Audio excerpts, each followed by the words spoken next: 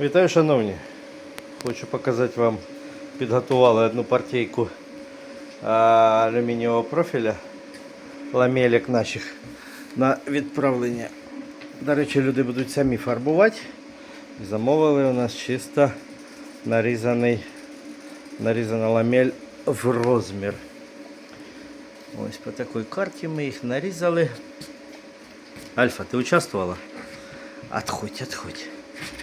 Ось таку кількість ламелей нарізали, завтра будемо відправляти. До речі, кому цікаво, замовляємо. Так виглядає наша алюмінієва ламель. Ось до таких механізмів, маленьких, великих, різних. Це я так для зразка закинув. Для такого механізму підходить ця ламелька. Кому цікаво, звертаємось.